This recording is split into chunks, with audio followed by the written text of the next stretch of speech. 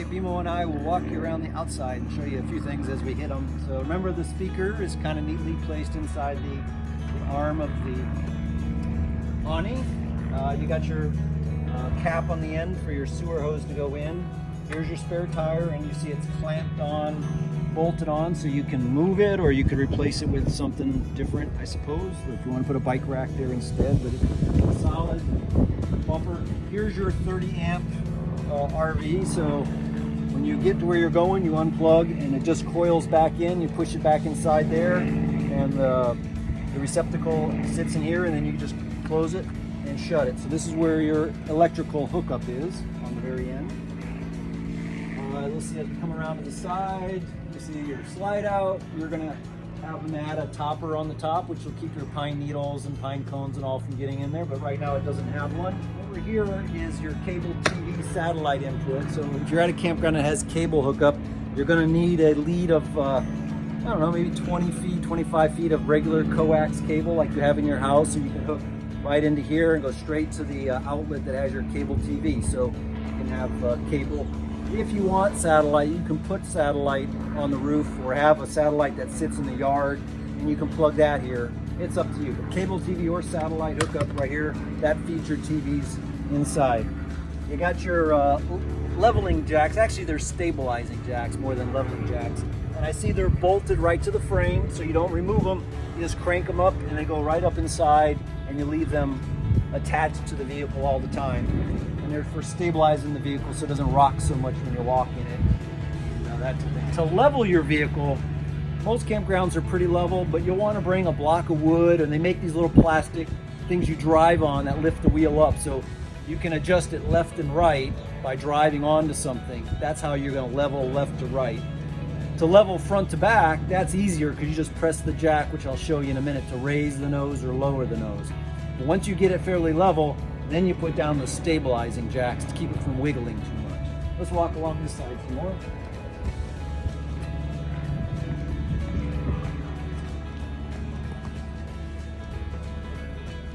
Okay, you got a little storage space in here. Here's your shower, outdoor shower. Okay, so this is just a storage area. This labeling that's on here is not for what's inside the door, it's just telling you what's underneath. That this side over here is the handle for the black tank for emptying the toilet water. And this over here is the handle for pulling to empty the gray tank, which is your shower and dishwater. And they come out of this where you put your 4-inch, I think it's 4-inch, maybe it's 3-inch, stinky slinky, I think it's 4-inch. And then this cabinet opens with a key. I don't have the key, but in there you'll find your outdoor shower, hot and cold water, so you can rinse your feet off and take an outdoor shower if you need to. These two water connections up here, this one's marked clearly city water, so that would be where you hook right up to the like a garden hose, but you get a white drinking hose or special hose for drinking water, but that goes straight to your faucets and straight to your toilet and straight to your shower. Does not go into your freshwater tank. This is actually a black water tank flush, so you hook the hose up to this and it does a sprinkler inside of the tank to kind of flush it out and get any of the residue that might be up inside the tank. So while you turn this on, it's flushing out the inside of your tank, kind of cleansing it. So that's all that does. It says right here, tank flush valve. Hook up your hose, a little sprinkler system comes on inside your black tank and flushes it out to keep it sanitized. So those are the two connections on this side. This is your hot water heater. It's probably a 6-gallon tank, I would imagine. It's just your hot water heater, runs off of propane, and that's going to heat your hot water.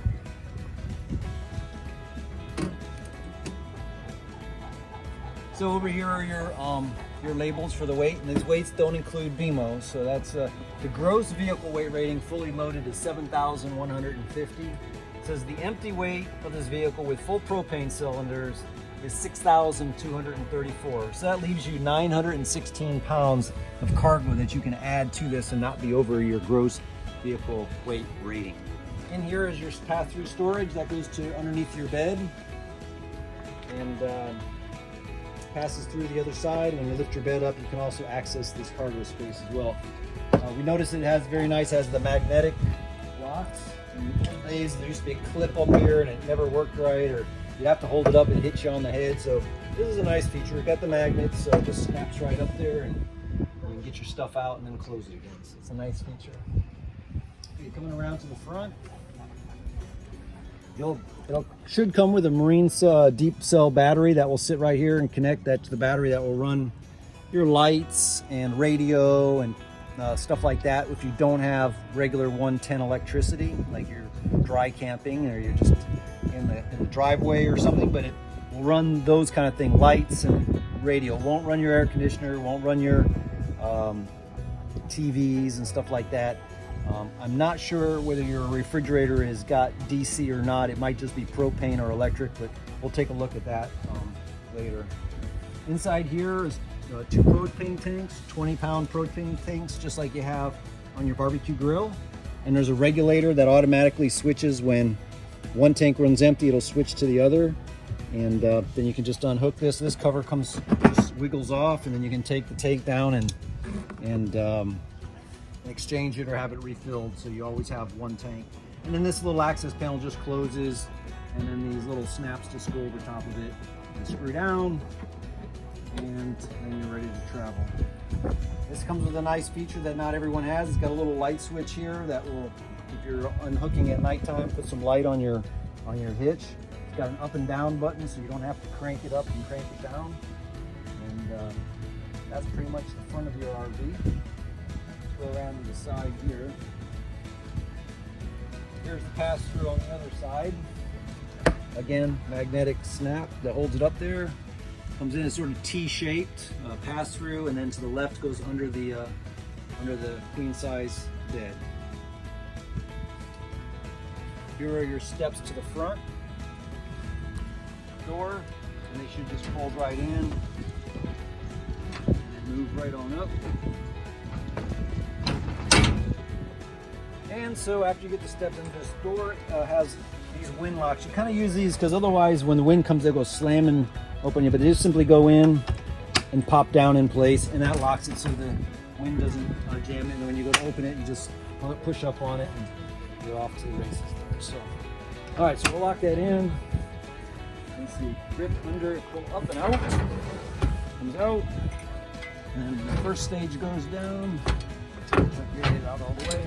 And the next stage. All right, here's the flip-up bed. And you got your storage space up underneath there, so it passes into the same area. So on this side of the trailer, this water outlet is specifically for filling your freshwater tank.